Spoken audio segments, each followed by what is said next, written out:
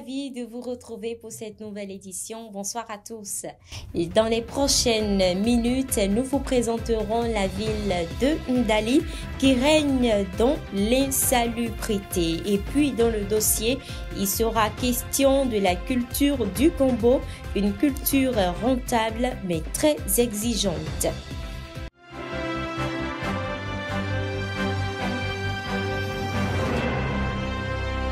Nous vous apportons une très bonne nouvelle pour vous qui êtes à Cotonou. Demain, samedi, la température sera comprise entre 24 degrés Celsius et 26 degrés Celsius. Il y aura un vent autour des 11 km par heure avec des rafales. Vous pourrez constater un taux d'humidité relative de l'air de 5%. La durée du jour sera de 11h57 minutes.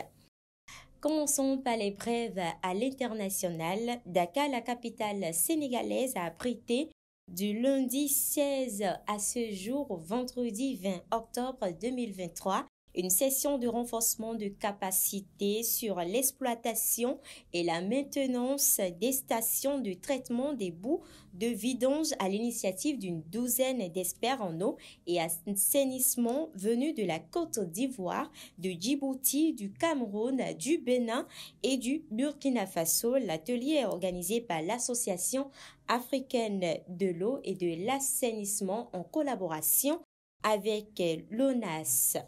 La ville de Ndali règne dans l'insalubrité. Une équipe de la rédaction a fait un tour pour faire le constat. Suivez cette production de Blondine. Dans la ville de Ndali, l'insalubrité est à son pic. Les rues et les devantures des maisons sont jonchées de sachets plastiques et des ordures ménagères, ce qui rend l'espace public désagréable et l'écosystème local nuisible.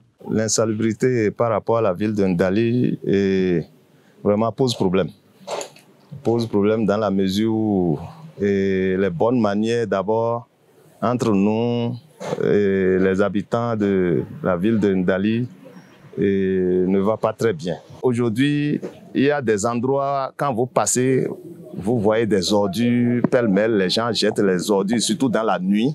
Les gens attendent la nuit pour sortir les ordures et les jeter un peu partout, ce qui est mauvais, ce n'est pas une bonne manière.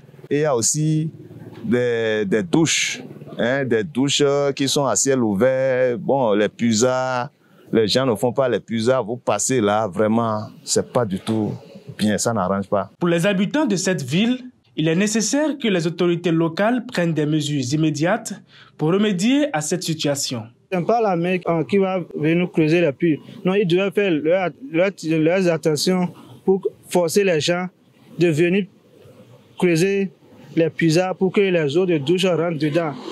Et surveiller au cas où les eaux coulent sur les voies, arriver à sanctionner les gens pour mettre de l'ordre là-dessus. Je pense que le maire, de temps en temps, qu'il puisse passer aussi des communiqués radio.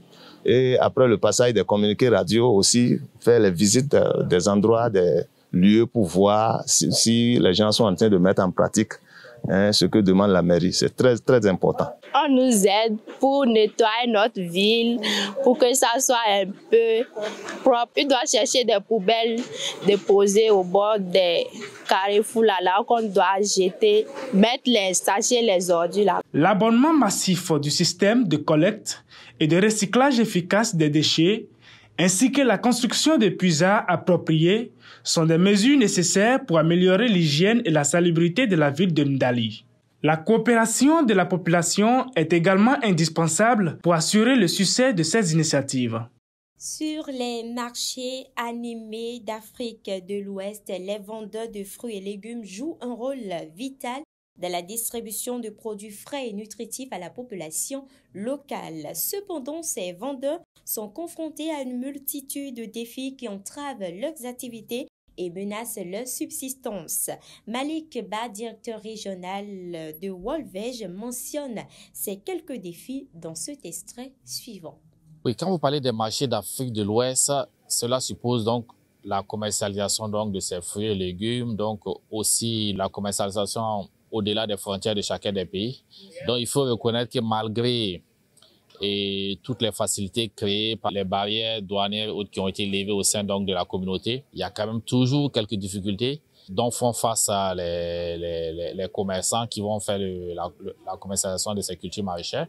Mais l'un des grands problèmes aussi qu'on a avec les cultures maraîchères, c'est que c'est des denrées très vite périssables, donc il faut pouvoir les transporter dans des conditions rapides pour que les denrées ne périssent pas avant donc d'atteindre les marchés. Donc il y a un certain nombre de contraintes qui sont liées à des manques d'infrastructures, en plus de quelques problèmes liés aux politiques. Donc c'est assez complexe, voilà. Donc disons que ce n'est pas ça. Maintenant, quand on vient au niveau des marchés locaux aussi, c'est déjà la disponibilité de façon continue donc de certains légumes qui n'est pas garantie parce que certains des produits ont une certaine saisonnabilité qui fait qu'on ne peut pas les avoir tout le temps. Donc tout ça, il y a des défis technologiques, des défis liés au manque d'investissement qui puissent permettre donc de produire toute l'année afin donc d'approvisionner les marchés. Il convient de noter que des initiatives sont en train d'être mises en place pour améliorer ces aspects de ce maillon de la production maraîchère. Et puisque nous parlons de fruits et légumes, le gombo est l'un des légumes très prisés par de nombreuses familles. Disons que c'est l'ingrédient essentiel pour accompagner les sauces de tomates. La culture de ce légume a de hauts potentiels mais très exigeante. Le dossier de ce soir, on parle avec Oyeyemi Agani et Séraphin Outigandi. Le gombo fait partie des légumes dont la culture est aisée et se fait en très peu de temps. Sa récolte ne prend que 45 jours après la semence. Il existe en effet plusieurs variétés de gombo, mais celle recommandée par l'INRAB est la variété ecclésiaste, une variété améliorée, étudiée par les chercheurs, qui ne prend pas assez de jours avant de mûrir et qui coule vite sur le marché. Et de de l'aide et non régler. Bon, il était no ation jibo nyon le trop bi bateme to ekron si si azano po et ne blondo funu utu. Bon, et la variété là de dominer dion variété d'agbede webo et no do funu utu a e kanon le dika e no le ya o hlon e no no bi boji anabote khod ni bo me 23 de yo e kana no agbanto ji kanu asataton e chubo e na do a je yi oji peri. Comme la plupart des cultures maraîchères, les gombos sont aussi souvent attaqués par les champignons et les bactéries à cause de leur malnutrition, du manque de traitement et en raison de la terre sur laquelle ils sont cultivés, ce qui entraîne souvent sa dureté, ses poils sur le corps et sa forme tordue.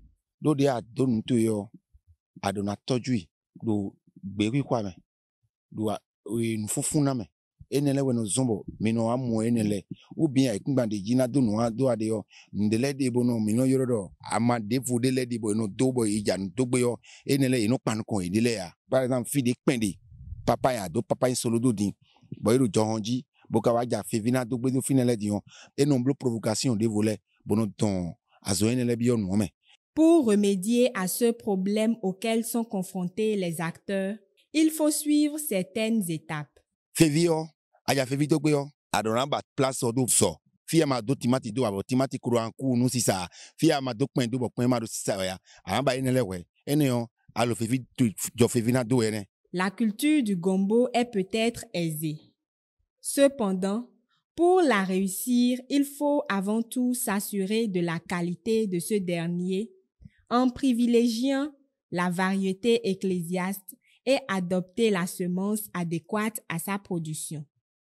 Toujours au plan international, le Conseil ouest et centre-africain pour la recherche et le développement agricole CORAF s'est associé à l'Institut national pour la recherche et le développement agricole pour organiser la 2e édition de son forum annuel.